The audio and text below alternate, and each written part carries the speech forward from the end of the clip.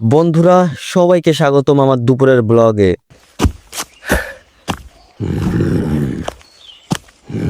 দুপুরে জঙ্গলটা খুব শান্ত লাগে, কিন্তু এখানে সবসময় কিছু না কিছু মজার ঘটনা ঘটে। বন্ধুরা দেখো, এত কলা! আজকে মনে হয় আমার লাঞ্চ রেডি।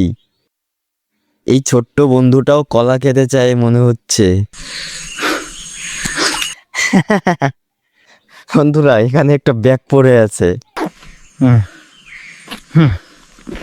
দেখি ভিতরে কি আছে। কেমন লাগছে? এখন কি আমাকে একটু কুল লাগতেছে? মনে হয় আমি মানুষের এলাকায় চলে এসেছি।